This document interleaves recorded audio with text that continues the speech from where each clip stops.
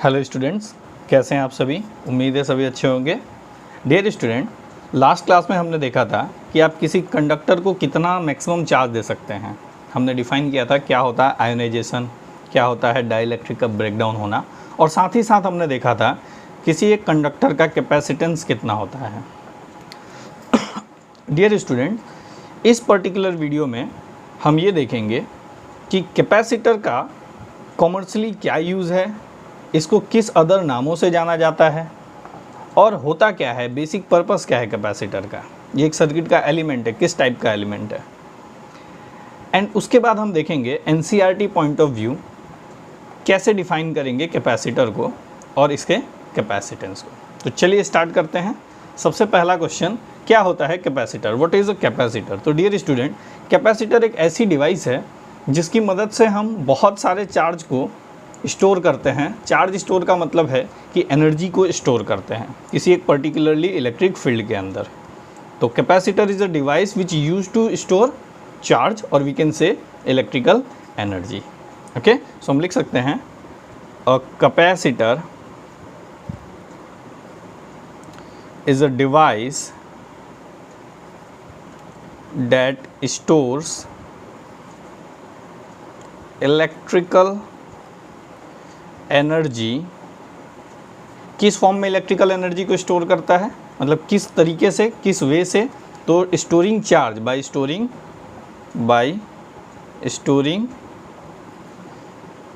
Electric charges, ठीक है, in an electric field. Okay, तो कैपेसिटर एक ऐसी डिवाइस है जो इलेक्ट्रिकल एनर्जी को स्टोर करता है। किस हिसाब से, वो इलेक्ट्रिक चार्ज को, बहुत सारे चार्ज को स्टोर करके उस पर्टिकुलरली इलेक्ट्रिक फील्ड को। ये एक सर्किट एलिमेंट है। और किस टाइप का सर्किट एलिमेंट है, तो इसे कहते हैं passive circuit element. Dear student, जो सर्किट्स एलिमेंट्स होते हैं वो दो हिस्सों में डिवाइडेड है, एक्टिव एंड पैसिव। तो पैसिव वो होते हैं जो डायरेक्टली इनका एप्लीकेशन नहीं होता, किसी पर्पस बेसिस पे इसको हम यूज़ करते हैं। पर्पस बेसिस मतलब जैसे ट्रांसफार्मर हो गया, कैपेसिटर हो गया, डायोड्स हो गए, इनके स्पेशल पर्पस होते हैं। इससे लगा के हम उसकी इफ़िशियंसी या फिर उसमें जो भी चेंजेस करना हो वो कर सकते हैं। और जो एक्टिव सर्किट्स एलिमेंट होते हैं जो एक्चुअली पावर सप्लाई करते हैं, ठीक है ना, इनके बिना सर्किट कंप्लीट नहीं हो सकती, वो एक्टिव होते हैं। और ये पैसिव हैं, इनके बिना भी काम होगा, ऐसा नहीं कि काम नहीं होगा, बट यदि ये रहेंगे तो चीज़ों की इफ़िशियंसी बढ़ जाएगी, ठीक है। अभी बात करते हैं symbol of capacitors.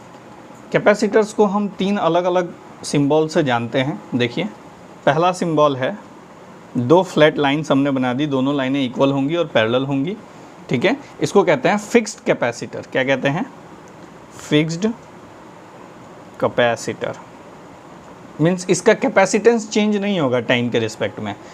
Means at a particular time यदि कैपेसिटेंस इसका C है तो किसी दूसरे टाइम पे C डैश नहीं होगा, सेम ही रहेगा, फिक्स रहेगा, ठीक है।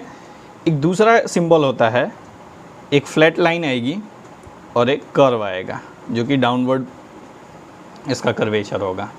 ये पॉजिटिव टर्मिनल, ये नेगेटिव टर्मिनल। इसे कहते हैं polarised capacitor. Polarised capacitor.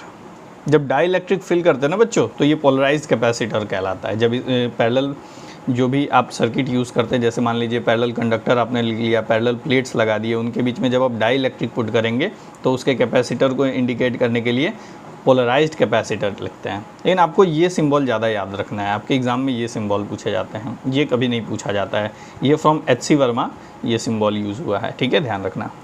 Next है, एक और सिंबल यूज़ होता है, सेम पहले वाले जैसा आप बनाएंगे, फिक्स जैसा कैपेसिटर है, और उसके बाद एक एरो पास कर देंगे। तो अब ये फिक्स नहीं रहा, ये वेरिएबल हो गया, तो इसको कहते हैं वेरिएबल कैपेसिटर, ठीक है। तो ये तीन पॉपुलर सिंबल हैं, ध्यान रखेंगे। ये वेरिएबल होने का मतलब at a particular time C है तो किसी दूसरे next time plus delta T पे आप देखेंगे तो इसका कैपेसिटेंस चेंज हो जाएगा। वो C डैश हो सकता है, C नॉट हो सकता है, वो चेंज होता रहेगा, ठीक है। तो ये तीन सिंबल पॉपुलर हैं। पहला फिक्स कैपेसिटर जिसकी कैपेसिटेंस चेंज नहीं होगी, दूसरा पोलराइज्ड कैपेसिटर। पोलराइज्ड कैपेसिटर वो होते हैं जिन, मान लीजिए प्लेट है तो इन प्लेट्स के बीच में dielectric filaments, capacitor with dielectric तो वो क्या कहलाएंगे, आपके पोलराइज्ड कैपेसिटर कहलाएंगे। और तीसरा ऐसे कैपेसिटर जो टाइम डिपेंडेंट अपने कैपेसिटेंस को चेंज करते रहते हैं, उसे कहते हैं वेरिएबल कैपेसिटर, क्योंकि इसकी कैपेसिटेंस वेरिएबल है, चेंज करती रहती है। ओके, होप इतना आपको क्लियर होगा। नेक्स्ट होता है commercial name of capacitor. Capacitor को कॉमर्शियली हम किन नामों से जानते हैं? तो देखिए, इसके कुछ नाम हैं जो बहुत पहले से यूज होते हैं और लोकल मार्केट में ज़्यादातर यही नाम चलते हैं, ठीक है ना। लोकल क्या, इंटरनेशनल मार्केट में भी ज़्यादातर यही चलते हैं। इनको कहते हैं, आपने सुना होगा, कंडेंसर, कंडेंसर, और एक और इसका नाम है कंडेंसेटर, कंडेंसेटर। ये दोनों नाम भी कैपेसिटर के पैरेलल में ही काफ़ी पॉपुलर हैं, कंडेंसर और कंडेंसेटर। आपने सुना होगा कि जो कंप्रेसर है उसके अंदर कंडेंसर ख़राब हो गया, या फिर जो कूलर है उसका कंडेंसर ख़राब हो गया, ऐसा करके आपने सुना होगा, ठीक है।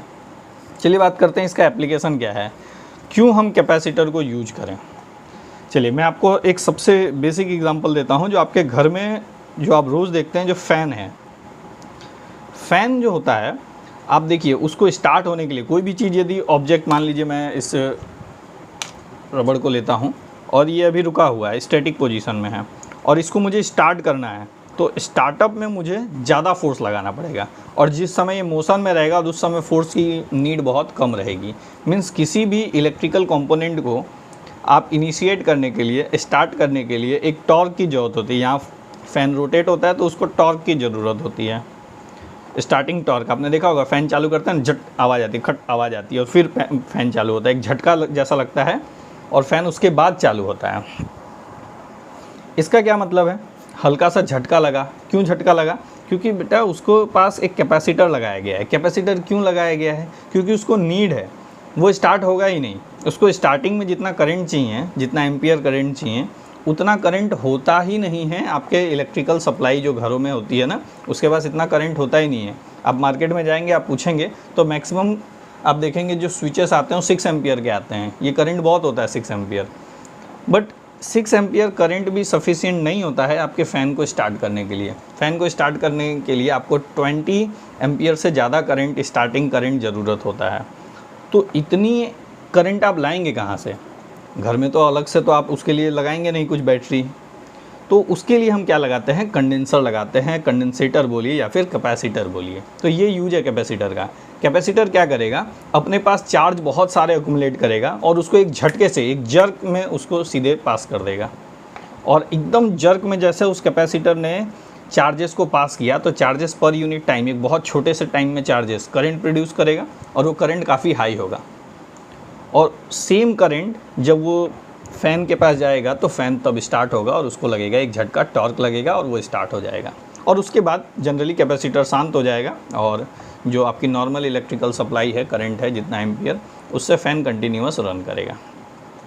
कैपेसिटर आप मार्केट में ख़रीदने भी गए होंगे, आपने देखा होगा ऐसे चट्ट से आवाज़ आती है जब उसको ऐसे टच करते हैं तो बस उतना ही वो एनर्जी देता है। वो जो चट्ट से आवाज़ आई ना, आपने देखा उसमें एक लाइटनिंग भी प्रोड्यूस होती है, मतलब कि उसके पास इतनी एनर्जी है कि वो चार्ज को लीक कर देता है। आप ऐसे उसके 2 टर्मिनल को ऐसे टच करेंगे तो एक चिंगारी सी आती है। चिंगारी आने का मतलब क्या हुआ कि इन दोनों कंडक्टर के नियर में जितने भी बच्चों एयर मॉलिक्यूल्स है, वो बहुत फ्रैक्शन ऑफ टाइम के अंदर वो आयोनाइज हो गए, और आयोनाइज होने के बाद वो आपको स्पार्क हल्का सा दिखाई दिया। सोचो इतना ज़्यादा उसके पास चार्ज होता है, और वो एकदम झटके में दे देता है। तो स्टार्टिंग टॉर्क के लिए बहुत काम आता है, इसलिए इसका यूज़ मोटर में, फ़ैन में, ऐसे बहुत जगह यूज़ होता है। तो आप कह सकते हैं इसका होम पर्पस यूज़ होता है, फैंस के अंदर यूज़ होता है। दूसरा हम लिख सकते हैं मोटर के अंदर यूज़ होता है, एंड ऑस्किलेटर्स में भी इसका काफ़ी यूज़ होता है। कई जगह फ़िल्टर्स में भी इसका यूज़ होता है। तो ध्यान रखेंगे, ऐसे सो मैनी पर्पसेस हैं कैपेसिटर्स को यूज़ करने के। क्लियर? ये तो बात हो गई जनरल कैपेसिटर के विषय में। अब हम देखते हैं NCERT point of view, explain करते हैं क्या होता है कैपेसिटर। ओके, चलिए देखते हैं एनसीईआरटी क्या कहती है, उसकी लैंग्वेज, क्योंकि आपको एग्जाम में तो यही लिखना है। ये तो आपके बेसिक नॉलेज के लिए था जो अभी हमने देखा। A capacitor is a system of 2 conductor separated by an insulator. एक कैपेसिटर है जो कि 2 कंडक्टर का सिस्टम होता है, और वो किसी इंसुलेटर, मतलब एक डाइइलेक्ट्रिक से सेपरेटेड होता है। मान लीजिए मैं इसको बनाता हूँ आपके लिए, तो एक हम कंडक्टर ये ले लेते हैं ऐसा, और एक कंडक्टर ऐसा ले लेते हैं, ठीक है। मान लीजिए प्लेट टाइप का कंडक्टर है, ये हो गया ऐसा, ये कंडक्टर ले लिया हमने, ठीक है। और इसी को कह रहे हैं कि एक कैपेसिटर ऐसा सिस्टम है जिसके अंदर दो कंडक्टर होंगे और सेपरेटेड बाय सर्टन जो भी इंसुलेटर, इसके बीच में इंसुलेटर लगा होता है। और इसके बाद इसका जो एक एंड है उसको हम पॉजिटिव चार्ज देंगे, दूसरे एंड को हम नेगेटिव चार्ज देंगे। पॉजिटिव चार्ज नेगेटिव चार्ज देने का मतलब क्या है कि मान लीजिए इसको मैं बैटरी से कनेक्ट करता हूँ, तो एक एंड को पॉजिटिव और दूसरे एंड को हम नेगेटिव चार्ज दे देंगे ऐसे। तो ये एंड क्या एक्वायर करेगा, मान लीजिए let minus Q charge acquire करता है, तो ये क्या करेगा, प्लस क्यू चार्ज ऑक्यूपाई करेगा। पॉजिटिव टर्मिनल से अटैच है इसलिए पॉजिटिव चार्जेस, और नेगेटिव से है तो नेगेटिव चार्जेस करेगा। और इसका जो पोटेंशियल होगा, लेट से इसके पोटेंशियल हम कहते हैं V प्लस और इसके पोटेंशियल को कहते हैं V माइनस, नेगेटिव पोटेंशियल। अब सवाल यहाँ ये आता है समझने के लिए कि इस कैपेसिटर का क्या होगा चार्ज क्या कहलाएगा इस कैपेसिटर का, क्योंकि इसके पास दो प्लेट्स हैं मान लीजिए, या दो कंडक्टर्स हैं, तो एक पॉजिटिव एक नेगेटिव है, तो इसका चार्ज क्या कहलाएगा, पहला क्वेश्चन। दूसरा, इसका पोटेंशियल क्या होगा। तो डियर स्टूडेंट, ध्यान रखेंगे कि जो भी चार्ज आपके पॉजिटिव प्लेट के ऊपर आएगा, the charge accumulated on the positive plate is known as charge of the capacitor, उसी को कहेंगे charge of the capacitor. Capacitor का चार्ज है वो। और टोटल चार्ज कैपेसिटर का कितना होता है, तो आप यही लिखेंगे, प्लस क्यू ही लिखेंगे। ऐसा नहीं करेंगे कि प्लस क्यू और माइनस क्यू को जोड़ के जीरो लिख देंगे, नहीं, ऐसा नहीं करेंगे। आप प्लस क्यू को ही लिखेंगे, इतना ध्यान रखेंगे, ठीक है। तो charge of the positive plate is the charge of the capacitor. ध्यान रखेंगे कि कैपेसिटर का चार्ज क्या होता है, the charge of the positive plate is called charge of the capacitor. तो कैपेसिटर का चार्ज क्या होगा, प्लस क्यू, मतलब what ever charge accumulated by this plate, let's say this is plate number 1 और दिस इज प्लेट नंबर 2, तो what ever charge accumulated on the plate number 1 और conductor number 1 is the charge of the whole capacitor। ध्यान रखेंगे दोनों के ऊपर same ही होगा charge, बस उनकी पोलैरिटी अलग अलग होगी क्योंकि बैटरी से वो कनेक्टेड है। बैटरी का मान लीजिए पोटेंशियल V है, पोटेंशियल डिफरेंस V है, तो आप क्या बताएंगे इस कैपेसिटर का पोटेंशियल कितना होगा, तो कैपेसिटर का पोटेंशियल यही V होगा। और इसको हम लिखते कैसे हैं, this V is equal to V plus minus V minus. क्यों, क्योंकि V प्लस क्या है, V प्लस आपके इस कंडक्टर का पोटेंशियल है और V माइनस इस कंडक्टर का पोटेंशियल है। तो कैपेसिटर का यदि आपको पोटेंशियल पूछा जाए तो the potential difference between the plate is called potential of the capacitor. इन दोनों के पोटेंशियल डिफरेंस को क्या कहेंगे, पोटेंशियल ऑफ कैपेसिटर। क्यों, ऐसा क्यों कहा, इस V प्लस को क्यों नहीं कहा, जब चार्ज को कहा तो इसको क्यों नहीं कहा, क्योंकि बच्चों आपको पता है, यहाँ मैं आपको ड्राइंग बना के दिखाता हूँ। मान लीजिए रेड पेन यूज़ करते हैं, चलिए मान लीजिए एक कंडक्टर है और इसके पास सो मैनी पॉजिटिव चार्जेस हैं, तो ये पोटेंशियल कैसा डेवलप करेगा, ये पोटेंशियल मान लो V डेवलप कर रहा है, V पॉजिटिव, और इसके पास बहुत सारे नेगेटिव चार्जेस हैं, तो ये क्या करेगा, V नेगेटिव डेवलप करेगा। आपको पता है अलग अलग डिस्टेंस पे है, तो मैं V पॉजिटिव को लिखने की कोशिश करूँगा तो ये होगा KQ/R, और V नेगेटिव को लिखूँगा तो ये हो जाएगा K-Q/R। सिंस इनके बीच का डिस्टेंस बहुत कम होता है, बहुत नेग्लिजिबल कम होता है, तो किसी एक x पोजीशन से यदि हम चार्ज को लेके भी आ रहे हैं तो वो डिस्टेंस लगभग हम दोनों का सेम मान सकते हैं, ठीक है ना। बट इतना भी सेम नहीं होता कि हम दोनों को सेम ऐसा लिखें। तो मान लीजिए इसको R1 लिखते हैं, इसको R2 लिखते हैं, तो एक पोटेंशियल तो ये जनरेट करेगा, दूसरा पोटेंशियल ये जनरेट करेगा, और इसका नेचर कैसा है, इसका नेचर नेगेटिव है और इसका नेचर कैसा है, पॉजिटिव है। तो सम इनका जब करेंगे तो इफेक्ट क्या होगा, थोड़ा रिड्यूस हो जाएगा, इफेक्ट इसका थोड़ा रिड्यूस हो जाएगा, सीधे कैंसिल नहीं होगा। यहाँ जैसे दोनों चार्ज को आप कर रहे थे ना, तो इनका इफेक्ट कैंसिल कर दे रहा था, बट यदि यहाँ आप करेंगे तो इफेक्ट कैंसिल नहीं होगा, इफेक्ट रिड्यूस होगा, इसलिए उस रिड्यूस क्वांटिटी को हम लिखते हैं। समझ में आई बात। और पोटेंशियल, नेट पोटेंशियल क्या होगा, V नेट की बात करें तो V नेट कितना हो जाएगा, V positive minus V negative, और यही तो हम चाहते हैं, हम यही चाहते हैं ना। आपने देखा था, यहाँ मैं ऐसे बना के लिखता हूँ, Q इज इक्वल टू, आपने देखा था ये जो चार्ज होता है वो किसके प्रोपोर्शनल होता है, पोटेंशियल के, जितना अप्लाई करेंगे, और चार्ज और पोटेंशियल का रेशियो, चार्ज और इस पोटेंशियल का रेशियो आपको क्या देता है, कैपेसिटेंस देता है। क्या देता है, कैपेसिटेंस। इसका मतलब क्या हुआ कि जो आपकी कैपेसिटेंस होगी वो किसके इक्वल होगी, तो वो Q/V के इक्वल होगी। तो मैं इसको यहाँ लिखता हूँ C is equals to Q/V। इसका मतलब क्या होता है, इसका मतलब ये है कि हम क्या चाहते हैं, कैपेसिटेंस बढ़ाना चाहते हैं तो हम पोटेंशियल को कम करेंगे। पोटेंशियल को कम करने के लिए ही हमने एक कंडक्टर यूज़ नहीं किया, हमने एक दूसरा कंडक्टर लाया विथ नेगेटिव पोलैरिटी और we can say opposite polarity.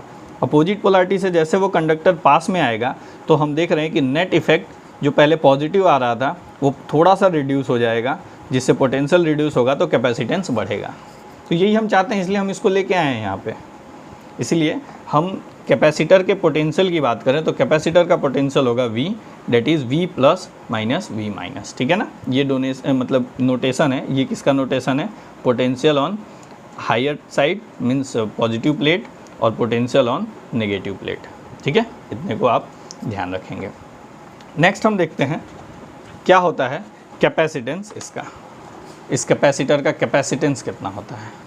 तो फॉर अ गिवन कंडक्टर, अभी हमने थोड़ा देखा भी, for a given conductor we know that charge is proportional to potential and for charge is proportional to potential we can say the charge by potential is equals to constant. ये constant है और इस constant को हम replace करेंगे किससे, capacitance है। So capacitance is also a constant quantity which is denoted by C, so we can write Q by V is equal to C।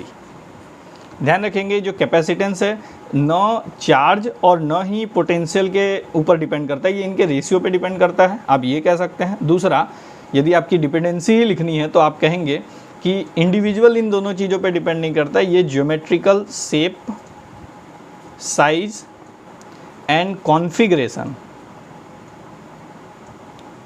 पे डिपेंड करता है, इतना आप ध्यान रखेंगे। और ये कांस्टेंट क्वांटिटी है फॉर द पर्टिकुलर कैपेसिटर, एक दूसरे प्रकार का कैपेसिटर होगा तो उसका अलग कांस्टेंट होगा, ठीक है, इतना ध्यान रखेंगे। तो आज का लेक्चर हम यहीं कंप्लीट करते हैं, जिसके अंदर हमने देखा क्या होता है कैपेसिटर और क्या होता है उसका कैपेसिटेंस। नेक्स्ट क्लास में हम देखेंगे पैरेलल प्लेट कैपेसिटर का कैपेसिटेंस हम कैसे फाइंड करें। Okay, thank you for watching this video.